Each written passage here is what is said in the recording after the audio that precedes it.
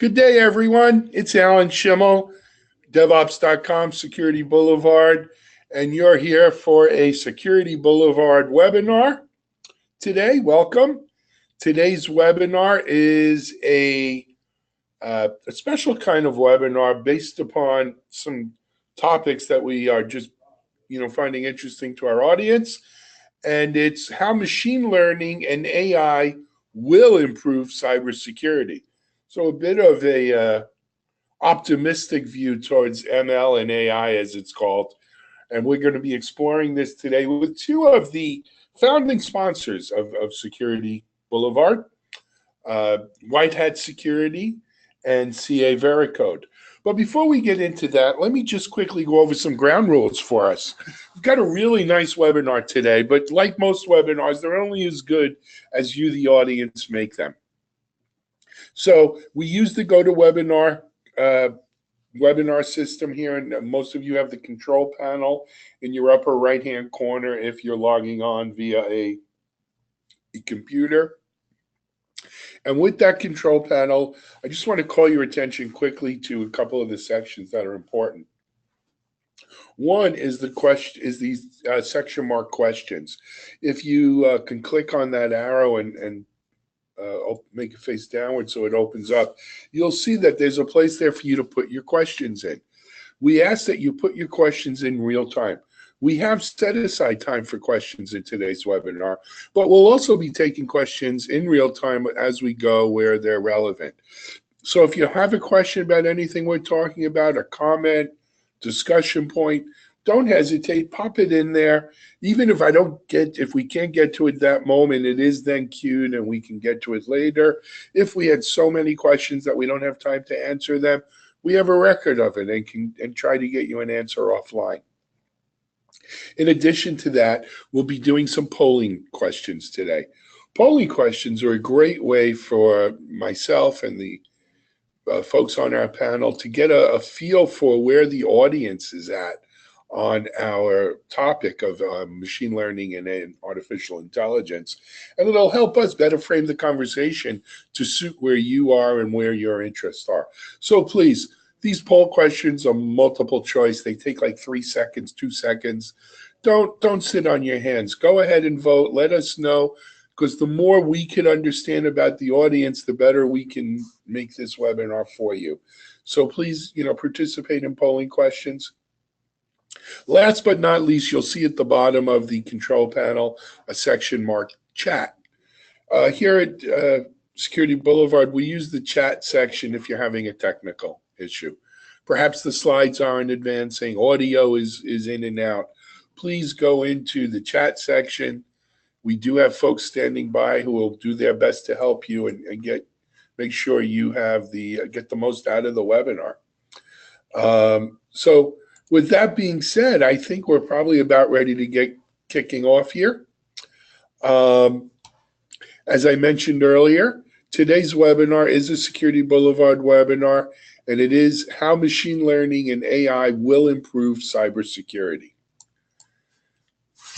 My experts joining us today are Setu Kulkarni. Setu is VP Product and Corporate Strategy at White Hat. Setu, welcome. Welcome to Security Boulevard. Thank you, Alan. Nice to be here. Excited to be a part of this very relevant discussion today. Cool. And our second panelist is Jared Carlson. Jared is a Principal Researcher for Strategy at CA Vericode. Jared, welcome. Thanks, Alan. Good to be here. All right. So our sound checks are out of the way. Let's get started. So, guys, today's topic is machine learning and AI as it applies to cybersecurity. But, this whole area of artificial intelligence and machine learning, everyone from Bill Gates and Warren Buffett on down, Elon Musk, Woz, all of the usual so-called experts, futurists, most successful people have kind of weighed in, and many of them, frankly, are scared to death about what AI and ML can mean for the future of humanity, right? While it offers so much promise, it also, potentially, or at least according to some people, could mean the end of humanity as we know, and bring about an extinction event. Let's start right there. Jared Setu, where do you stand on that bigger picture? I'm not a doomsday person, but I mean, with any technology, there's going to be pluses and minuses. Within Veracode, I tend to spend a lot of my time with mobile. One of the drawbacks of mobile, for example, that's outside of cyber, is people text constantly while they're driving, and you can see, accident rates from people using mobile phones in their cars is pretty horrific. Generally speaking, I think the benefits of mobile outweigh some of the drawbacks, but I think it's perfectly viable to bring up real drawbacks that are going to impact people and might require regulations or government to step in here and there. With AI, I mean, we're seeing potentially recent ones with the financial volatility, where people are saying transactions are triggered automatically from artificial intelligence programs, and people saying, the rules have been hit. Now we're going to augment an effect that might have been lesser if humans are doing the transactions at slower speeds. So sure. I think we'll see, but there's always positives and negatives. I agree. I'm not a doomsday person either, and my perspective on this is technology is a means to an end, and as long as we can figure out what the end is, what the problem we're trying to solve is, I think every technology that humankind has built is the right technology. With machine learning and artificial intelligence, there is clearly a lot of benefit that we are driving in our day-to-day lives. Specifically in security, there is clearly benefits of speed and accuracy that we can bring to our applications, to our infrastructure, to protect the citizens that are using our applications.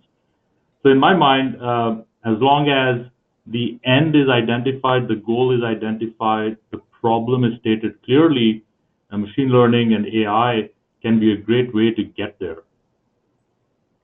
So I'm not a doomsday prophet either, but I think what people really, when you start talking about things like machine learning and artificial intelligence, and we think of it in terms of the bigger picture of this technology-driven world we live in, right?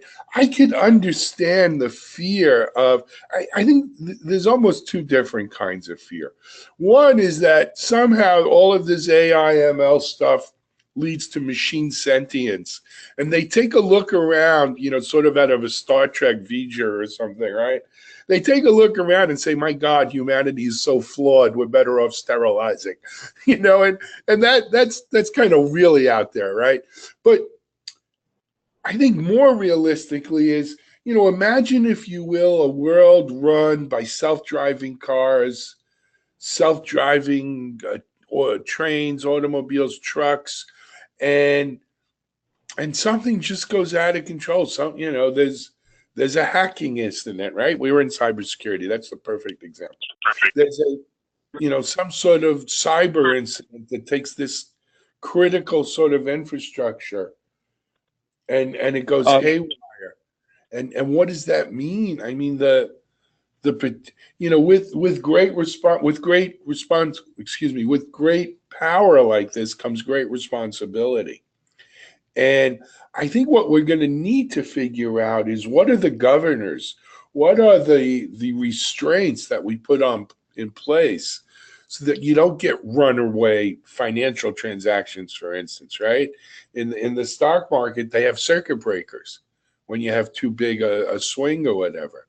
How do we put circuit breakers on a, AI, ML controlled transportation system, stuff like that? Go ahead. Sorry. Yeah. I mean, in terms of transportation, that's not, to me, I don't mind that as much, because I don't see many humans interested in being completely driven by the car. They want some element of the car under their control. They want to be able to take back control. And that's a lot of ways what I see machine learning and AI being with in terms of practitioners. People that I work with on a daily basis who do pen testing, research, a lot of us really do embrace AI, but the machine learning, there's always a skeptical mind to it. And if it's an assisting me to help me do it, and I'm making the final decisions, there's a lot of endorsement for that activity. I think one of the ones that I would bring up in terms of runaway is like the incentives in social media. We've already seen, it was just over a year ago, we have 17 intelligence agencies saying that, social media was used to our detriment by foreign actors. And they didn't have any incentives to stop that. And that's a lot of data about a lot of people, and it was used to create discord. And I'm not sure that we have a good solution on that. And that's a little more troubling to me, because if you create enough discord, you can actually prevent the resolution, perhaps. Sure. So, but the actual individual operator, I guess I'm not quite as worried, because I think most people do want the final say. Even consumers. In the driving car, that's taken a long time. And the grand challenge for DARPA, that was 2004, 2005. And we're just starting to see them really roll out in force now. So this is going to take a lot of time. Well, Sure. It's also dependent on the intent, right? I think the real scare here that is probably not said enough is, what if the AI system itself goes rogue? And that is probably a real scenario, but unlikely, because, in my opinion, because very soon folks will start employing the constraints that they need to in these AI systems. I know I don't know if it was a rumor or it was some news that was floating around last year where they had built something at Facebook that started going rogue. But then as they kind of dug deeper, double-clicked on that, they figured that was a controlled experiment. So I think the scare that maybe, Alan, you're trying to present here or talk about is what happens when the AI itself it goes rogue or starts making decisions without taking into consideration the constraints that humans have provided. And I do think that as this field becomes more mature, and I think we're at a great inflection point right now where the need is there, the technology is there, the speed is there. I do think that there will be a point in the near future where a lot of constraints, the right kind of constraints, will start getting applied to AI systems. It's interesting you said that, too, because traditionally, sort of the restraints, the compliance, the legal enforcement, so forth, trails the actual frontier of capabilities. So capabilities always seem to run out in front of, and we see it not just in AI, ML. Think of things like cloning and some of the stuff around medical ethics, and where we haven't caught up to the technology, our laws, our thoughts on how as a society we deal with these things haven't caught up. But I do think we're coming to an inflection point on that. Let me continue down the road, though, of the old skeptic here and talk specifically about machine learning and AI within the cybersecurity industry. You're talking to someone who, look, I remember hearing about heuristics and behavior-based analysis and all of these other silver bullets that had come before that were going to make us safer and was almost like auto-magical, right? And the fact of the matter is, though small parts of it worked, overall, yeah, it didn't really work so good.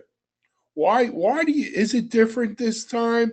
Or is this just the latest, pie in the sky that some of us in the cybersecurity industry throw up, hoping, to find people who want to buy magic bullets?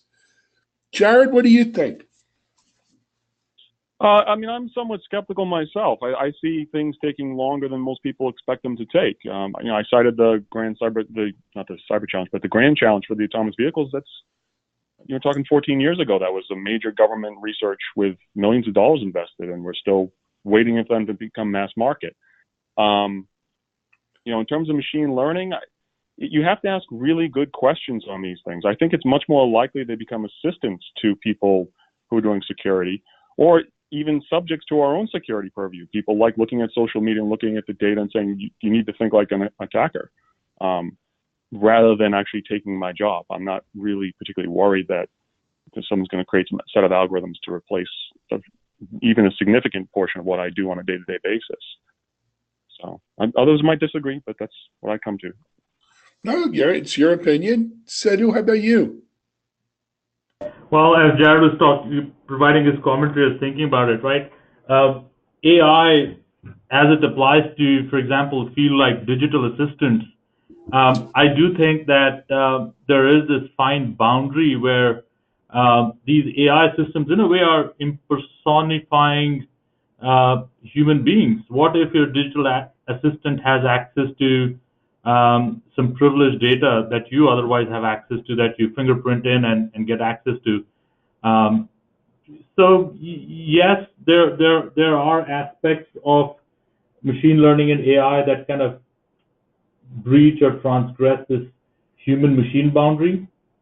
So those are another kind of set of problems that we ought to pay attention to. But from my perspective, it's not just about how AI is being used in cybersecurity, but it's also about the cybersecurity challenges that AI systems are going to pose in the near future. I think both of these have to be accounted for in the same breath as AI and machine learning become mainstream.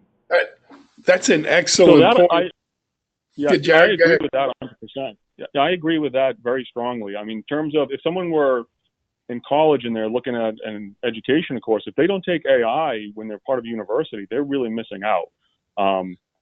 Even if it's not going to be part of my day-to-day tool set tomorrow, although honestly, I still play with a fair amount of AI, not as much machine learning, but I do some AI. Being aware of it and it being a interest point for our customers, but when we talk about financial transactions being more automated and more into decision-making rules there, I mean, obviously there's a lot of money to be made and there's a lot of risk there. So I do strongly agree that as you zoom out just from machine learning to AI in more general terms, I think everybody's going to have to actually, no matter where you are, you're going to have to be a little more considerate and realize the importance of that moving in. So. Yeah, and a great example of that, Jared, is if you're using these modern web-based emails, they can start auto-replying on your behalf, right? Today, they just provide you a suggestion, but I'm pretty sure that somebody out there is already writing an extension that is already auto-replying based on AI creating a response. So I do think that's kind of the more gray area as AI and machine learning apply to cybersecurity. Excellent. So, guys, I think I have something even scarier, and I'm sorry, I'm the doomsday guy today.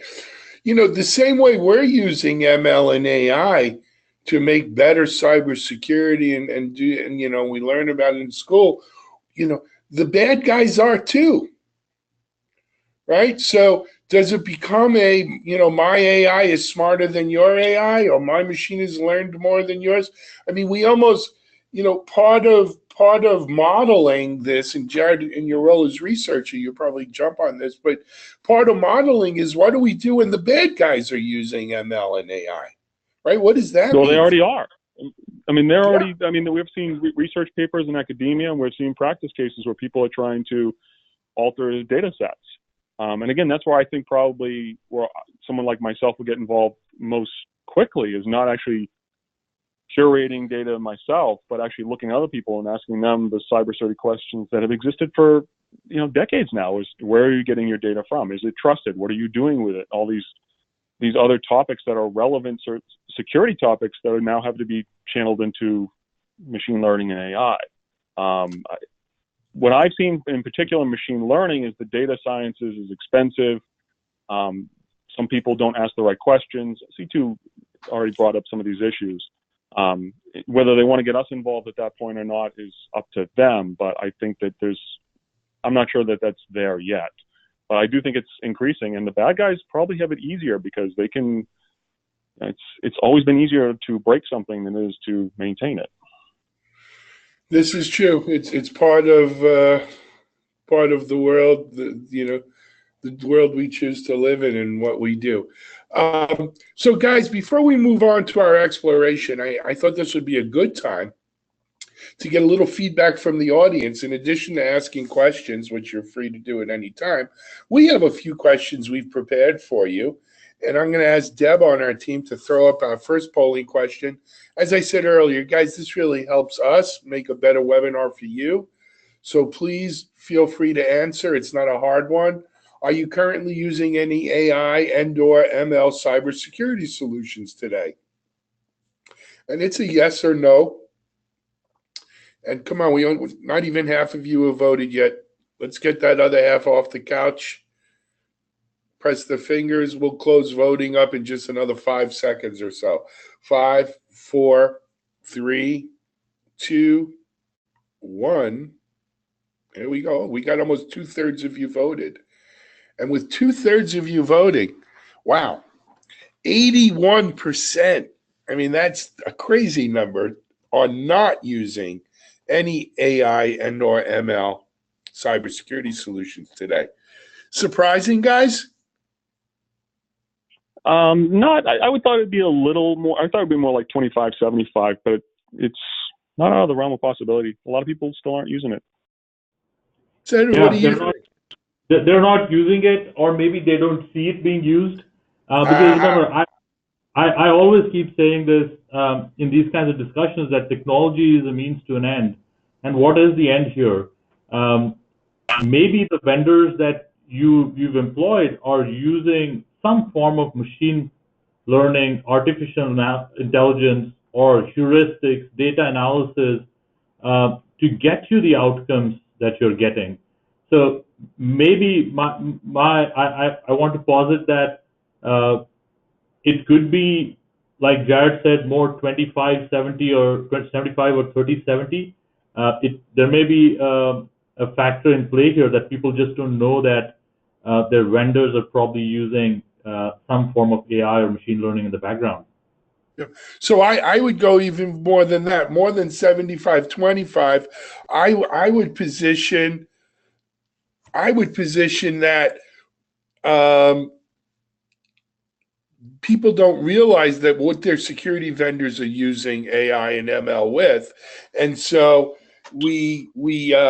it's probably more than 50% of you are using security solutions that rely on some AI and/or ML in helping you secure your organizations. And you know what? Chad asked for some. Give us some concrete examples of give us some concrete examples of AI and ML and cybersecurity solutions. And I think now would be a good time to do that. So thanks for asking, Chad. And so why I say 50%. I know, for instance, companies that are looking at OWASP data, right? That are looking at web application security data and are saying, hey, we've seen this before. Here's the issue, guys. We live in an era of big data, And in an era of big data, when we're dealing with data sets that are so huge, you've got a company like White Hat Security, for instance, that has been testing web applications for 10 plus years and has amassed such a library, right, of potential buffer overflows, cross-site scripting kind of stuff, right? How do you, when the data set becomes that big, Vericode's another prime example of this, all of the work you guys have done. When the data set becomes that big, how can you really analyze and act on a data set that is that big without some sort of machine learning AI in there? I mean, we can't, Sorry, go ahead, Alan. No, I was putting the exclamation point. Sadhu, go ahead. No, absolutely great point, right? And I'm sure Jared's going to chime in with his experience here. White Hat, for example, we've been looking at web applications for 16 years, and what we've done over the last 16 years is built up a massive repository of attack vector information, right? We can look at any attack vector in the last 16, 17 years and tell you whether that was voted false or true. So the end that I'm talking about here is accuracy. So we've got all this great data, and we know exactly which attack vector was voted true and which was voted false. I can tell you that until 18 months ago or so, we just did not have the compute available democratically, right? In the sense that it used to be very expensive, but now with the GPUs that are available in Fry's or on Amazon, we are now leveraging this quote unquote big security data to make accuracy decisions to help aid our threat research engineers to provide outcomes to our end users. Now, the one thing that I do want to kind of underline here is in machine learning, the biggest problem is one of overfitting, right? You don't want the machine to memorize patterns and then start just spitting out results, because the kinds of attacks are changing, the attack vectors themselves are evolving. So the one fine point I want to make here is machine learning, compute is there, it's the right nexus, the need is there, the compute is there, it's become really cheap to get these GPUs, but at the same time, you have to build out a training pipeline. As new attack vectors get discovered, this new intelligence, new information has to be fed back into the machine learning loop so that the machine itself can start becoming a little bit more smarter with every day. So to Alan's point, your cybersecurity vendors are probably already using AI and machine learning, and I just provided you an example of how we use it to drive accuracy in our solution. Jared? Yeah, well, I think, as C2 said earlier, I think a lot of it's what the context of people think of as AI. I mean, people don't think of heuristics, I think, much as AI anymore, or just even just logical rule-based decision making. Even though that's very robust, and we've used it from our outset, and we still use it today. I think most people think of the AI as the more complex machine learning, the more algorithmic side that where the computers learn for themselves. We've been using data sets for a long time, and we continue to do it. My job specifically is to find some of those new cases and to help train and teach the algorithms how to find the new vulnerabilities. So we'll continue to do that. It's just a question of how that fits in with the overall arching scheme of machine learning and that data curation. And that's something that I think is coming, but in my day-to-day work, it's still not quite there to replace what my team does. So. Yep. So, we're talking about in context, and Whitehead, Veracode, you guys both play huge in the web app security space and stuff like that. But where else are we seeing AI and ML in the cybersecurity space? And that really let's pull up our next polling question if we can, Deb. And again, guys, if you know, answer. If not, I think we're going to fill in a little bit. But what area of security do you see AI and ML being most helpful? And these are areas where we're already seeing AI ML solutions. And that is in email security, web application security, APT and intrusions, right? Sort of what I used to call network, and dare I say the word perimeter security, or maybe with endpoint type of things. And again, if we could just close off voting here in 5, 4, 3, 2, 1, boom. Let's see what people said. I don't know, pretty much, I guess I wasn't expecting email to be the highest one. What did Jared Setu, what do you think about that? I thought that email would probably be the highest, but yeah, I mean, it's not totally unexpected. Email's been used so often historically that I think most people are associated with that. I guess I'm not too surprised. Setu, what do you think? I agree. Mm-hmm. I mean, I thought web app would be big, and I thought email would be second, but it's close enough where they're virtually tied. Here's where I am surprised, though. APT and intrusions. To me, that was always a great place for machine learning and artificial intelligence, right? Because today's intrusions, whether they be APT or, the next APT light or APT heavy, the next versions of these, they almost call out for AI and ML, right? Because it's they're multi-part attacks, right? And so you need such a breadth of analysis that I don't know if humans can do it. And so I wonder, again, and we don't have anyone on from an APT company here, perhaps, but still, I thought ML and AI was a big piece of that. I get it on endpoint, not, and frankly, endpoint security is not, it's just not happening. But Alan, isn't there kind of a story behind the story here? Maybe think about all the workloads today are moving to the cloud, and they've been moving to the cloud for what, 7-8 years now. I mean, yeah, people are deliberately, consistently moving their workloads to the cloud, and these cloud providers now, I'm sure all of them are multi-tenant, but at some level, they do have access to anonymized, aggregated data about all their perimeter devices and programs. I'm pretty sure that these cloud compute providers are already employing a lot of machine learning and artificial intelligence to protect their consumers from intrusions, from malware, so on and so forth. I do think that this is one of the unsaid benefits that a player like AWS or Google or Microsoft Azure is going to start advertising once they've got some real critical capability built around it. So maybe in the near future, you will start seeing advertisements that Microsoft Azure or Google or Amazon will put out saying, hey, we use machine learning and artificial intelligence to secure your infrastructure and your applications. Sure. And to go back to Chad's question earlier about concrete examples of cybersecurity using AI ML, and also why 85% of you said, oh, no, we're not using AI and ML yet.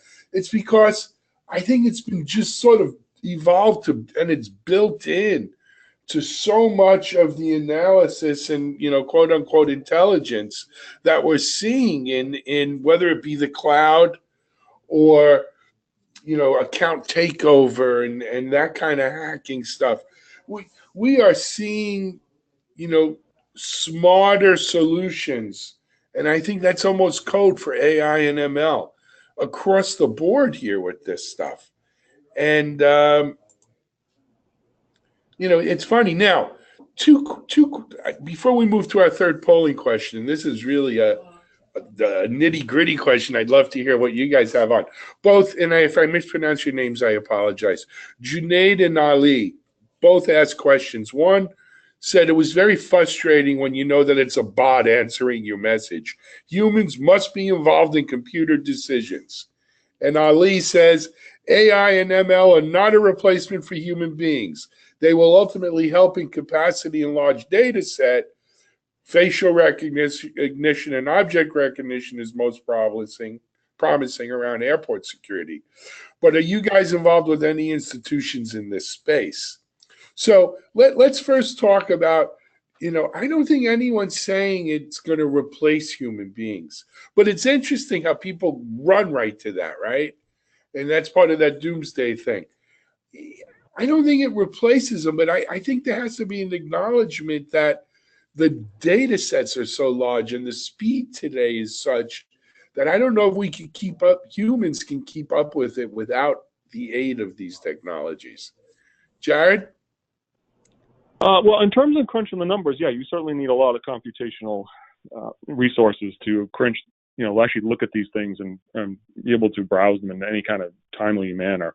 I think people respond to the doomsday because of a lot of the media stuff. I mean, we have seen in some other sectors of the economy, like manufacturing, robots start to replace people because you can get specialized robots and move people out of the job. Presumably in some of these places, you don't want to be picking up 500-pound packages all day, but it does impact people in real terms. And so if you don't have a good place to go and people worry about their jobs and worry about their security, they might overreact. I agree with what you said. I don't see people actually being replaced because human beings still have an awful lot of judgment that goes in. If you want to talk about one of the great accomplishments, look at the AlphaGo guys, where they played one of the premier Go players in the world. Even though they spent $25 million in hardware, wrote an amazing amount of code. Well, it wasn't a huge amount of code, but the code was very nicely written and developed all these resources. The human player still won a game, and a remarkable game actually at that. So there's still something to be said where machines are going to continue to learn from human beings, and I don't think that's going away anytime soon. But I do understand some of the reactions. But the chess game did beat him. But that being said, I want to quickly mention that Ganesh chimed in here that we're already seeing AWS use Macy for any security vulnerabilities in S3 buckets. So, to your point, yes, AWS and the cloud providers are doing that. Let's go to third polling question though and get that out of the way. And so this is, I guess, is a glass half full, half empty kind of thing, and where your view is on this. Do you think AI and ML will drastically change your security model in the next 5 years? So will it be and I'm asking not just yes or no. Is it a major change, a minor change, not much of a change at all, or maybe you're not sure? And there's nothing the matter with being not sure, because God knows we don't have crystal balls. But let's, if a few more of you can vote, we'll close voting off in 5, 4, 3, 2, 1. Voting says, okay, let's see what we got. So pretty clear here. Over half say major change, 56%. Minor change, 27%. Not much. Very little people think it'll be not much. And then not sure is 13%.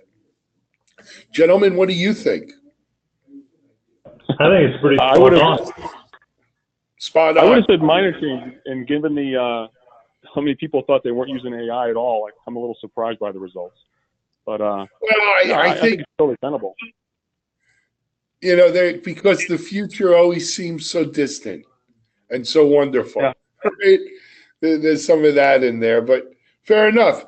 Sidhu, what do you think? Oh, I think this is pretty spot on. You talk about future doesn't seem so distant. We're already 2 months into the year, and machine learning and artificial intelligence, in my opinion, where we are with technology, with the cost of compute going down significantly, I think Moore's law has finally caught up. And with the needs for machine learning and artificial intelligence.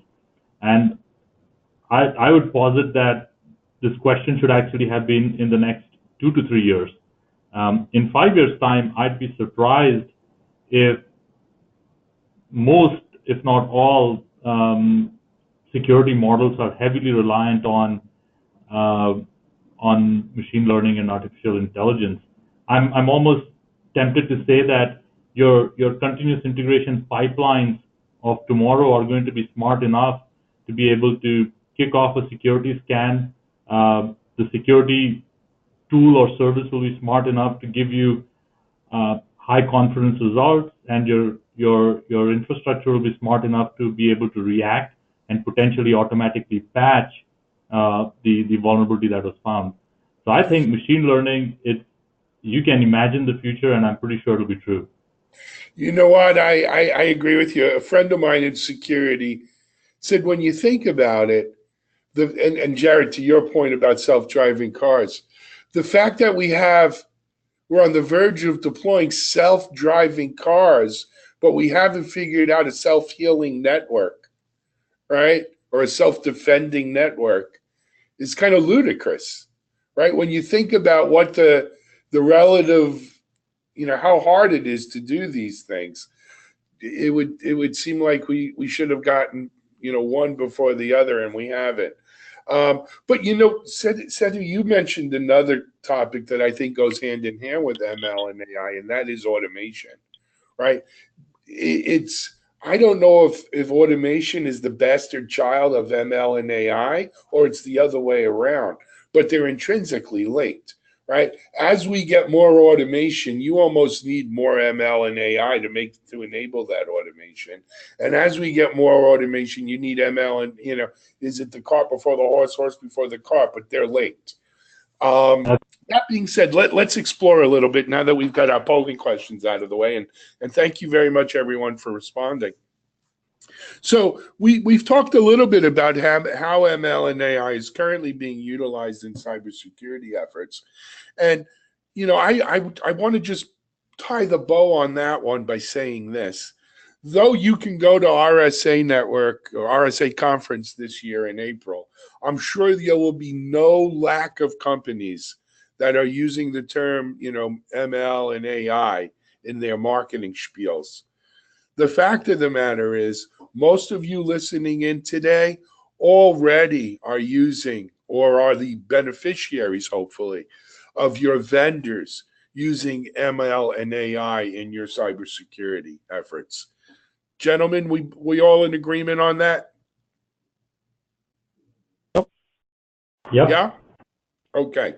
So let's talk a little bit about not what is working, because we've been talking about that, but can we spend a few seconds on what's not worked with ML and AI?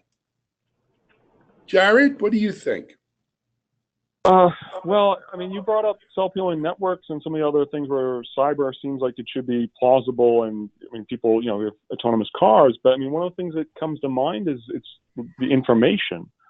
C2 alluded to this earlier with, asking the right question, but when you have chess, when you have Go, when you have driving, all the information is there for you to see pretty much. These are very, chess and Go, everything is completely transparent. You have perfect information. You just have to walk by and look at the board. Security is not like that. You don't know what your attacker is thinking. You don't know what's going to happen tomorrow. As you alluded to earlier, bad guys are already starting to use ML and AI themselves.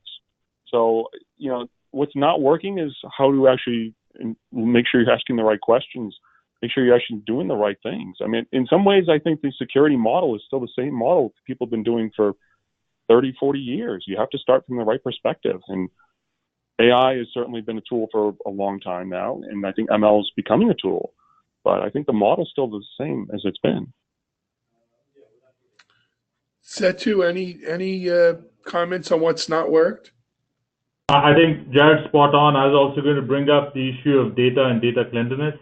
Ultimately, as you think about machine learning and artificial intelligence, the method is already pretty well defined, right? You get a ton of data, then you try to make sense of that data, then you engineer the data, and then you test that data through dozens and dozens of models, and then out comes one model that works best for a given set of data.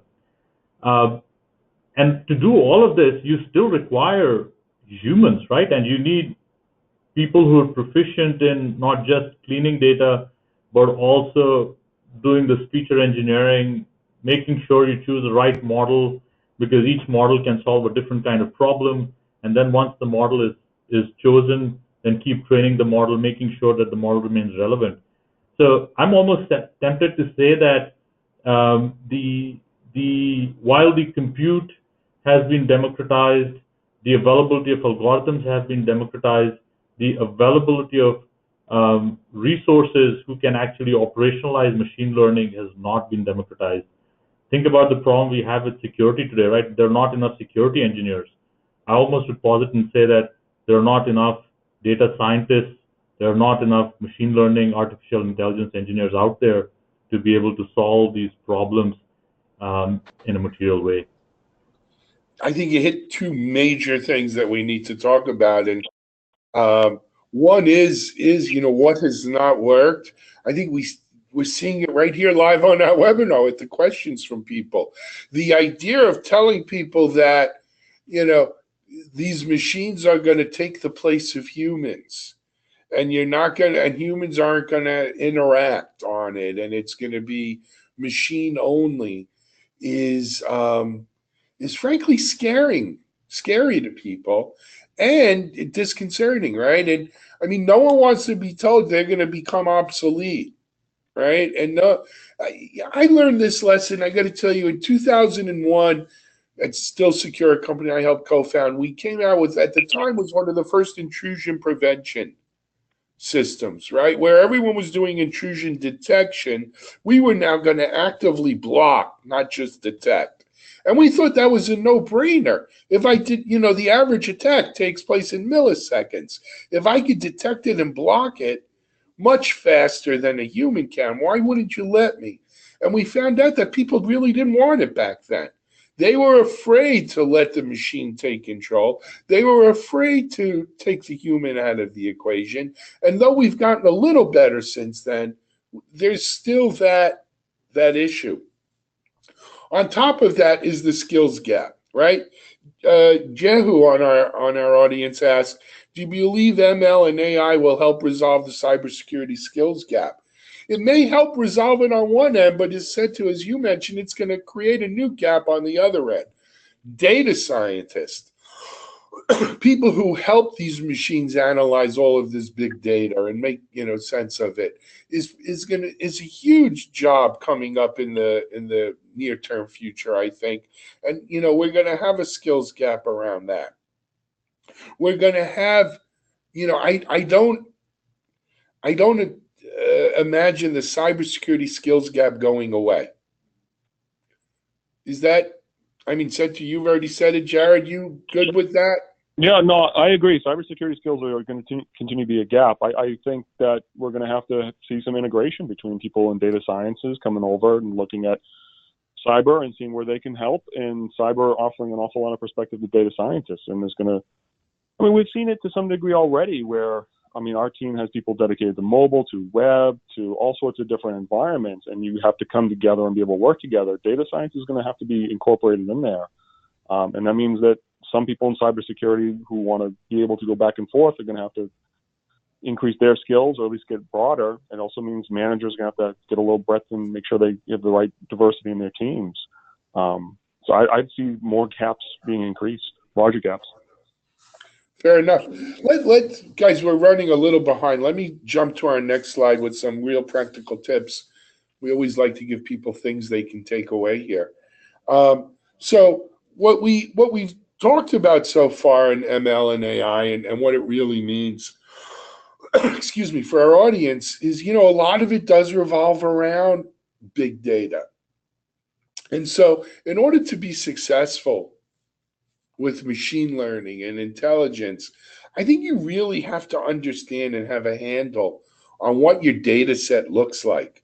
Is it data you're collecting firsthand? Is it data you're borrowing from someone else? Is it maybe you're not just buying data, but you're buying the data analysis from someone else as well? But do you truly understand your data collecting and your data storing and analyzing capabilities? Because without that, it makes it really hard to do this kind of thing. Any kind of discussion on that, guys? I would violently agree. Yeah. If you don't know your data, you're in real trouble. And yep. You have to ask the right questions too. Data that might have been relevant today, if you don't use it, and 3 years later, that data might not be as relevant. So you have to always keep some skepticism there. So.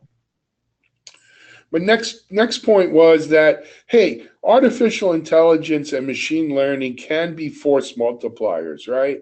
We could use that to supplement our human skills and our human workforces.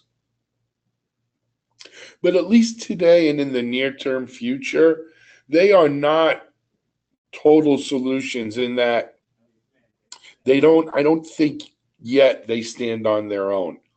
And, if that allays some of the fears about human interaction, fine. But I also think that's more a statement on the state of the art right now. That may not be true 5 years from now. Sadhu, what do you think?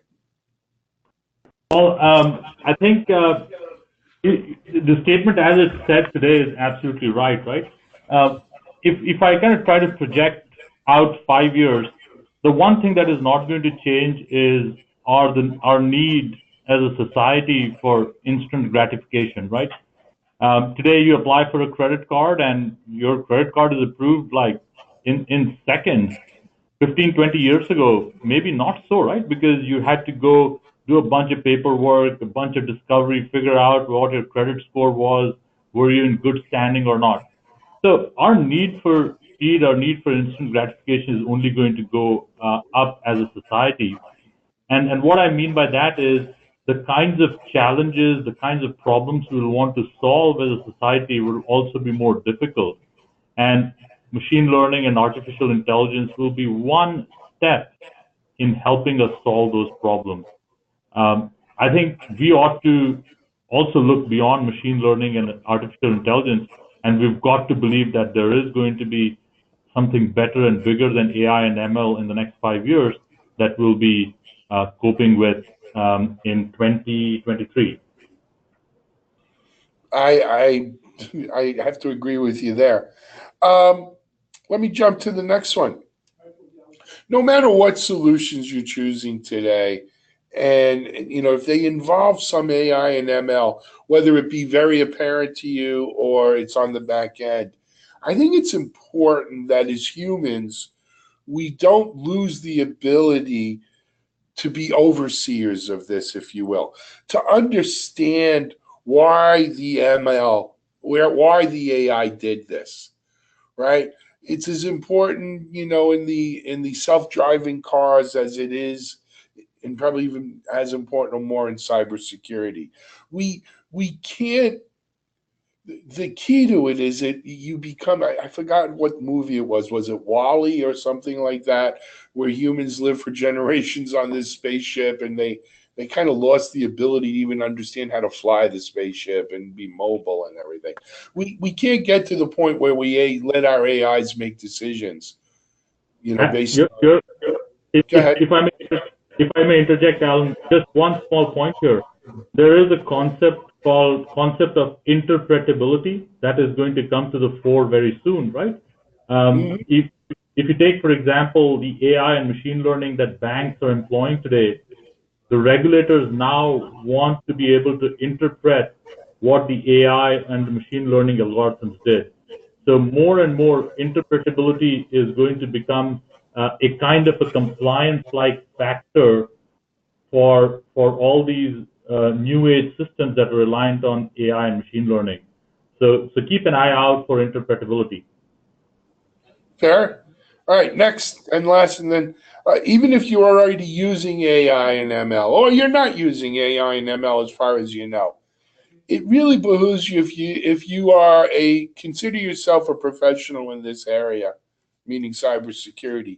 You really need to stay on top of new developments in the area, understand what the new technologies are, what new products and services are available to you, because some of these are going to be game changers, and you don't want to be the guy left behind, right? And that, having been in cybersecurity for way before it was called cybersecurity, but in the security game for 20 years, you don't want to be the guy using, you were fighting the last war instead of the next war. And I think, I can't emphasize, you may not want to go to an RSA conference, or you may not want to sit in on a webinar or go to local conferences in your area, but you really have to do something to stay on top of what the latest researches and trends and products and so forth. So Junad Anwar, one of our attendees, says we should watch the movie iRobot after the movie. So I've seen iRobot. I read the book by Asimov many years ago. I think I was still a teenager. But yes, it's a fantastic movie. It's a fantastic book, and the whole robot series of book by Asimov is amazing. But with that being said, I wanted to turn things over here for a few minutes to our panel members. First of all, I want to ask Jared to just, we've spoken a little bit about White Hat and what it's doing in this area, but for those who may not be familiar, Jared, in a few minutes, if you wouldn't mind. Well, at Veracode, we do a fair amount of AI. I would hold on. Let me go to Veracode, then we'll come back to White Hat. I'm sorry, guys. I confused you there. Yeah, we're no problem. So, I mean, you can see the slide. We have 6 trillion lines of code. That's a lot of data. And we have a number of people looking at that all the time. That's some of people in my group, that's some of people outside. And even within our organization, we have people more optimistic about machine learning than myself. The pen testing team that I interface with quite a bit, for example, is very adamant, agreeing with the audience that they're not going to be replaced anytime soon. And based on the results, I'd say they're pretty safe. We have a large number of customers, a lot of patents, some of these around AI. We have 36.5 million flaws we fixed, and we do a lot of calls and do a lot of work with our customers. We walk them through, start soup to nuts to how the flaw came to be, what they should do to fix it. We are very fast in our scan times. We support a lot of languages and frameworks, and we're continuously adding, depending on what's going on in the environment. So this is another area where we're always staying on top, both in terms of what the language is being used by developers and the technologies we can use to find flaws and how to help our customers solve them. So that's us. Excellent. Thank you very much. Let me go backwards now to White Hat and bring Setu on. I apologize. Setu, go ahead. Sure. So since we're short on time, all I'll say is at White Hat, we started off with a fundamental belief that we need to make sure everybody can live a safe digital life. And how that translates into what we do is we provide an application security platform that provides a whole suite of application security services.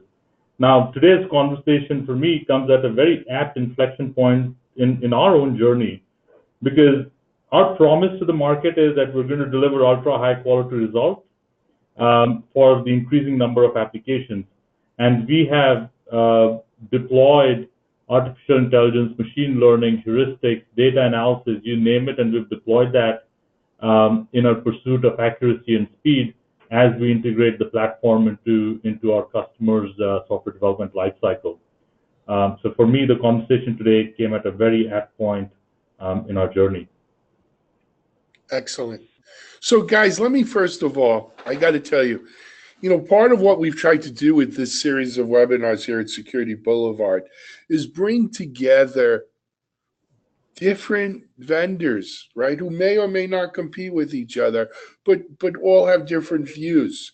And so, Jared and Setu, thank you so much for appearing today and showing that it's not all about, competition here. It's about improving the dialogue in the industry. And you both come from quality companies that I personally have known for 15 plus years. I remember when, White Hat was founded, and I remember when Veracode was founded. So thank you both for being professionals and coming on here today with a great discussion. We recommend both companies. If anyone's interested in this area, you should definitely check out what White Hat and what CA Veracode is up to. They're both two leaders in the space. To our attendees, thank you very much for attending.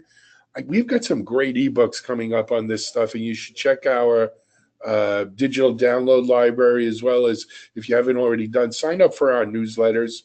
They'll have a lot of this kind of information in there. We do have a few more questions we didn't get to. If it's okay, Jared, Setu, we're going to send those out to you and see if we can get folks some answers. But I think we're about out of time here at the top of the hour, so we're going to need to call it a wrap. Jared, thank you very much. Setu, thank you. Thank you, everyone, for attending. This is Alan Schimmel for Security Boulevard, DevOps.com, and we'll see you soon on another webinar, everyone. Have a great day. Thank you. Bye-bye. Thank you, Alan.